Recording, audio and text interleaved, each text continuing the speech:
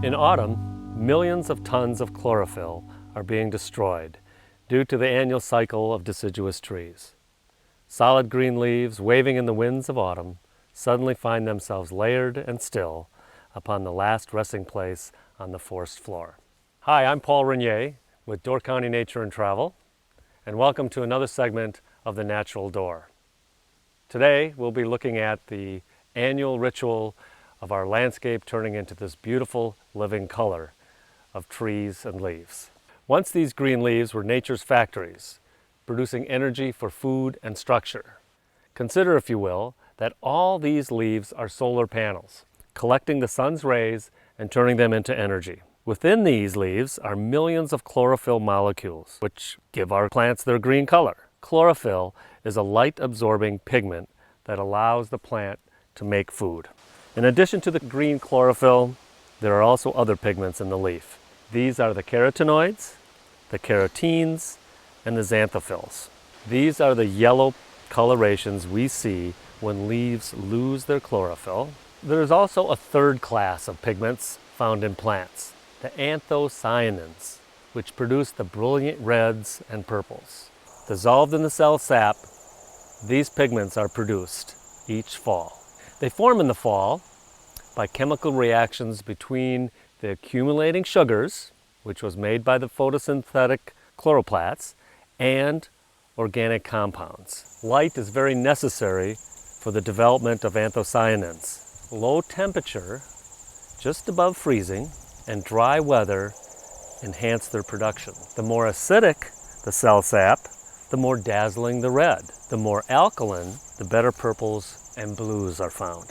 Here we see an example of one of the colors that we'll see in Door County autumns, and this is of a shrub, a woody shrub found in Door County, a great wildlife shrub that's turning color. You can see the colors of green and also the reds and purplish color that you would find in this particular shrub species, which is one of the dogwoods. If you look at the veins that come in the leaf, you look at the pattern, how they kind of come out from the midrib and almost curve back. And that'll help you to identify most dogwoods. Probably, if we were to take a vote, one of the favorites of all the trees that we find in autumn is the sugar maple. Found in Door County and throughout the Midwest, all the way over to the Northeast and into Canada, the sugar maple is usually one of the more brilliant flags of color come autumn. Here's a good example of some of the yellows you'll find in autumn. This is one of the aspen species, the large tooth aspen, found generally in very sunny sites or open forests. And here we can see the leaf in its green form and also its brilliant yellow form. The aspens can get quite large, growing to 80 to possibly 100 feet. Has at times of the year a very greenish, smooth bark, and later on turning to a little bit grayer. When walking in the woods and there's a little breeze, this is one tree you can identify by the shimmering of the leaves. And it's because the leaf petioles, the leaf stem, is flattened. So it gives that appearance in the wind that it's kind of intoxicated or kind of falling over. And hence it gives that shaking appearance that one of the species, trembling aspen, gets its name from. One of the more common trees in the deciduous forests on the western part of Door County is the American beech. It transforms from a green leaf for a short time into a yellow leaf, and then this beautiful chestnut brown. The beech also produces a number of seeds or nuts, beech nuts, and on a good year you can be standing here and plucking off delicious beech nuts that are roastable and very edible. Here's a good example of two maple trees, one still green and full of chlorophyll, and another one that's lost most of its chlorophyll. Think again that the chlorophyll has broken down and those reds and yellows have become unmasked.